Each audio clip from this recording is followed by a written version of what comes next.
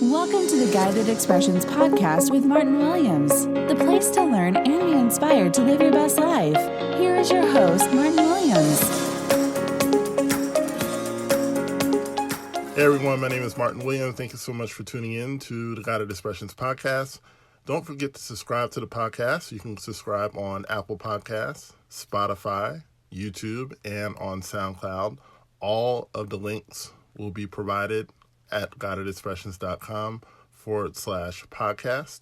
You can also check me out at the website, guidedexpressions.com.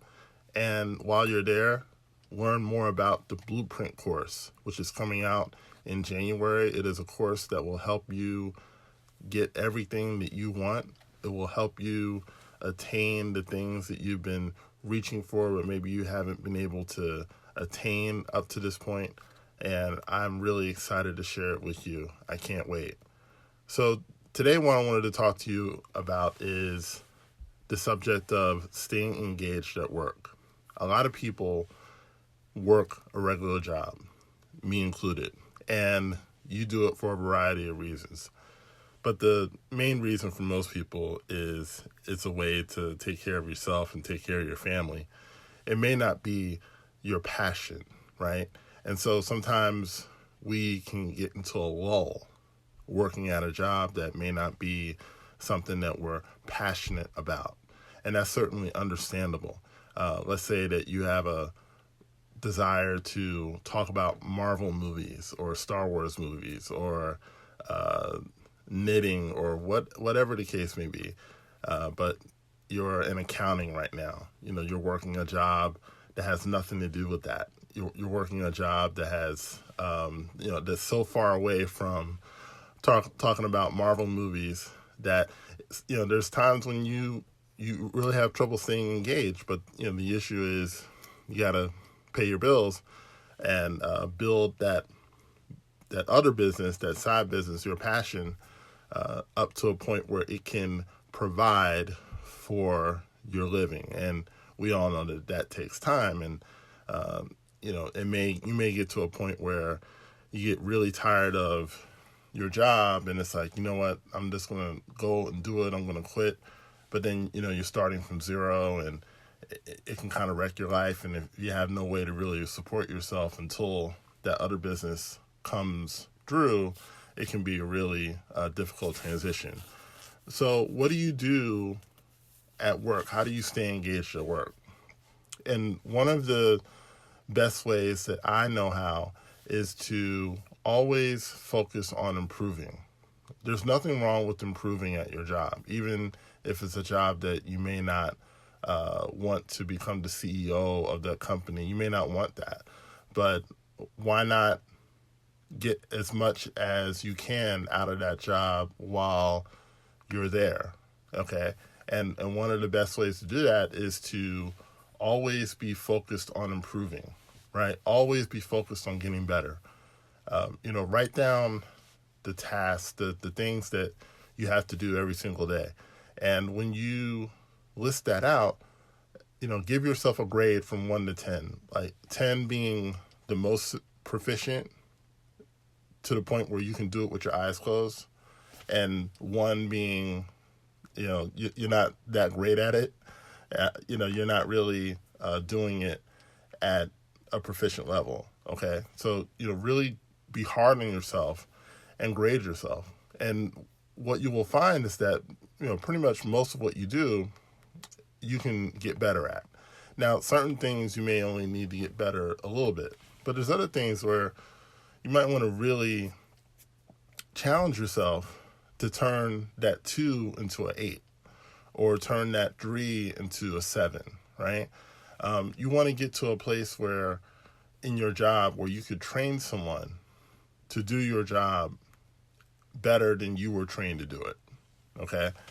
Where I work, and I work with great people, but everyone's so busy that they really don't have the time to train others properly because, it's just only so many hours in a day and everyone's plate is full. And so I would say about 80% of my job is self-learning. And it's basically taking what I've learned from previous jobs and applying it to this current job. And then, of course, I get SOPs and work instructions, and many of you who work in office jobs, you get a similar type of delivery. But at the end of the day, I had to teach myself how to do the job. And for most of you, it's the same thing. You had to teach yourself. So think about, if I could teach someone, if I could just pull somebody off the street, right, and teach them my job, what would I do? And that's a great starting point, because if you can teach a complete novice your job within a few weeks, you've completely mastered your job. Your goal should be to master your job within a year. That should be your goal, right? So if you're starting a new job, you should have mastered that job a year after you were hired. Now, so for some people, that seems tough. But if you apply yourself and that becomes your goal every single day, right, you can master your job within a year. Now, why is this important? Because, again, you may be saying to me, Martin, I don't want to be an accountant. Like, I don't want to be a systems analyst. I don't want to be blank coordinator, right? you know the standard office jobs titles that we're all given, right? I don't want to be that. So why would I master my job? It's very simple. Why? Because number one, you can get as much as you possibly can from this job while you're here, while you're at that job, right? You can use that job to fund your new venture, which is what a lot of people do. You could say, all right, within 2 years, I'm going to have my own business. And I'm not just going to start from zero. I'm going to start from a base of having customers and everything else. And so you can say, all right, if I can get a raise, I can use the money that I got from the raise, the difference, and put it into a fund to start my business. That's a great goal, right? And what it will do is that it will motivate you every single day to get better and better and better and better and better. Because here's what happens with jobs, all right? Most people are just doing enough to get by. I don't care where you are, okay? The vast majority of your coworkers are doing just enough to not get let go, right? So in any company, there's about between 60 to 80% of the force are doing just enough, right? 10% are awful, and the company is doing everything they can to get rid of them, right? And then the top 10% of the company, they're the ones that get the promotions. They're the ones that the company, basically spares no expense to keep because there's so few of them, right? You want to be the person that the company spares no expense to keep, right? You want to be the person that if you say that you're going to leave within a year or within a month, that they're scrambling to do everything they possibly can to keep you, whether it's to give you more money, more responsibility, a higher, more visible position, like whatever the case may be. They're going to do everything they can to keep you in the door because you're that good of a worker. That should be your goal no matter where you are, right? Number one is to get as much as you can from the job, okay? Because the bottom line is that this is a business transaction. Okay, you're doing work for them and they're compensating you. So, in order to get more from the job, you have to give more and better service, right? The rules have never changed. So when you decide, okay, I'm going to get better at my job, what does that mean? It means, basically studying more, but it also means perfecting what you do each and every day. Making sure that every email that you send out is proficient, making sure that every I is dotted and every T is crossed. Those are basically, it's the little things. The little things keep most of us back, right?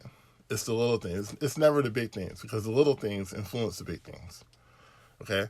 And then number two is that you want to get into the habit of excellence, right? When you leave your job, you're going into the entrepreneurial space. You're going into the business world, okay, where the competition is fierce. The competition is greater in the business world than it is in the workforce because, again, most of your coworkers are mediocre. Most of your coworkers are doing just enough to get by.